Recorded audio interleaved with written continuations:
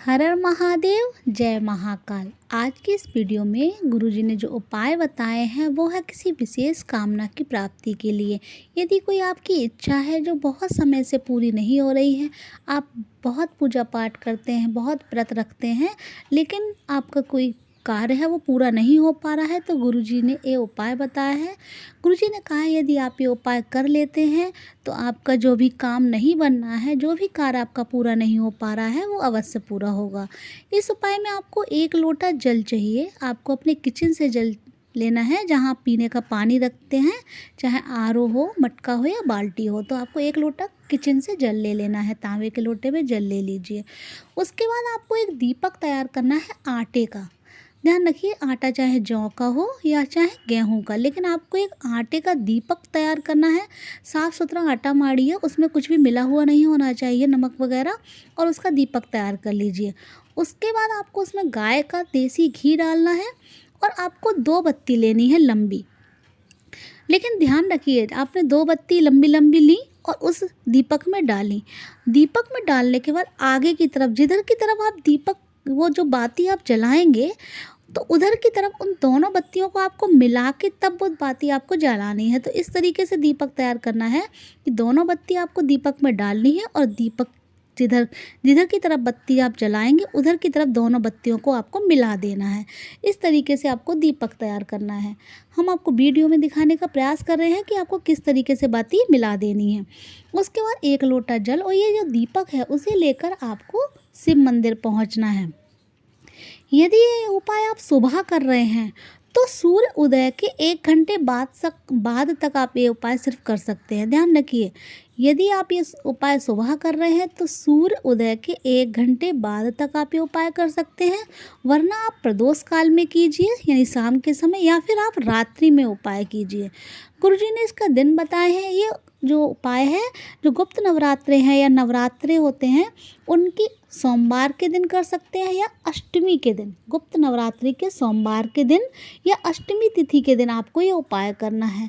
लेकिन है बहुत ही ज़्यादा विशेष खास उपाय है, इससे आपकी जो भी मनोवांछित इच्छाएं हैं वो अवश्य पूरी होंगी। अब आप ये सामग्री लेकर शिव मंदिर पहुँचिए। वहाँ जाकर सबसे पहले जो आप 1 लोटा जल लेकर गए हैं, उस जल को आपको शिव और शक्ति का स्मरण करते हुए, इस उपाय में आपको शिव और शक्ति का स्मरण करते हुए 1 लोटा जल शिवलिंग के ऊपर समर्पित कर देना है। समर्पित कर देने के बाद आपको वहीं बैठकर प्रार्थना करनी है। जो भी आपकी विशेष मनोकामना है, जो भी आपकी इच्छा है, उसके लिए बाबा से आपको प्रार्थना करनी है। वहाँ प्रार्थना करने के बाद आपको क्या करना है, जो आप वो दीपक लेकर गए हैं, उस दीपक को आपको शिवलिंग के जो आसपास बाउंड्री सी बनी होती है, चौखट बनी होती है, और बीच में शिवलिंग होता है, शिव परिवार होता है, तो जो किनारे से जो चारों तरफ बाउंड्री बनी होती है, उस चौखट पर आपको शिवलिंग के सामने वो दीपक प्रज्वलित करना है, अपनी मनोकामना बोलते हुए और शिव शक्ति का स्मरण करते हुए। वो दीपक इस तरीके से प्रज्वलित करना है आपको को जो दीपक की बाती का मुख है वो शिवलिंग की तरफ होना चाहिए। इस तरीके से वो दीपक आपको वहीं शिवलिंग के पास प्रज्वलित कर देना है, उनकी चौखट पर। गुरुजी ने कहा है यदि आप ये उपाय सोमवार या अष्टमी के दिन करते हैं नवरात्रों की, तो आपकी जो भी विशेष मनोकामना है वो अवश्य पूरी होंगी। तो गुप्त नवरात्रि चल रहे हैं तो आपको ये उपाय अवश्य करना है।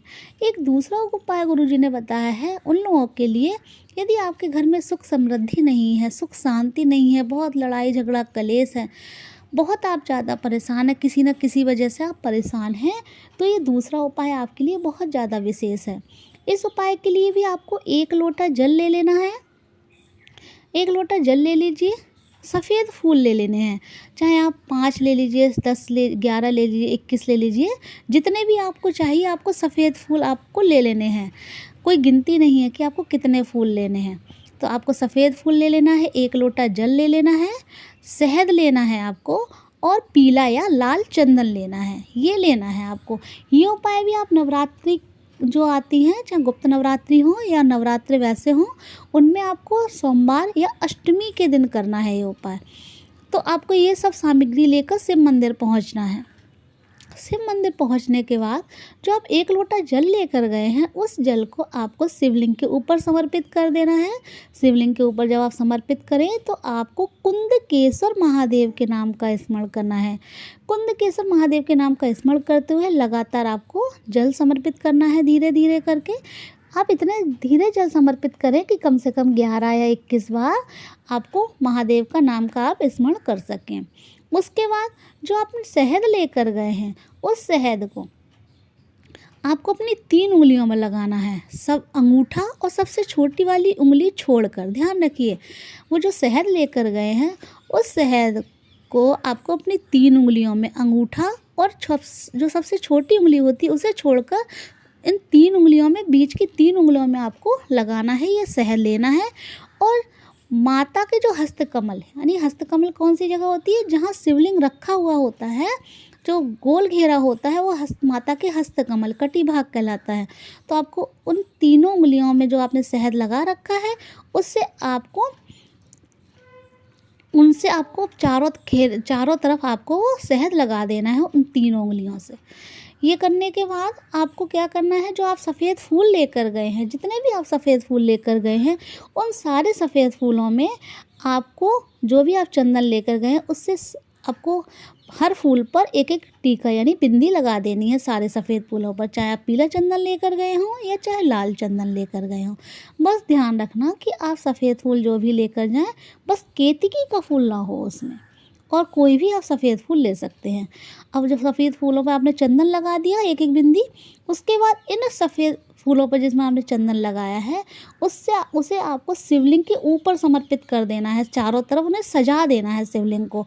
ये नहीं कि केवल आप रखते चले जाएं एक एक करके फूल, शिवलिंग के चारों तरफ, कुछ शिवलिंग के ऊपर, साइड में, और पूरी तरीके से आपको सजाना है। गुरुजी ने कहा है, जो भी नवरात्रों में सोमवार के दिन या अष्टमी के दिन शिवलिंग का सफ़ेद फूलों से श्रृंगार करता है, महादेव भी उसके जीवन का श्रृंगार करते हैं। बहुत ज़्यादा अचूक उपाय है, गुरुजी ने बताया है। इस उपाय को भी आप नवरात्रों में ज़रूर कर लीजिएगा।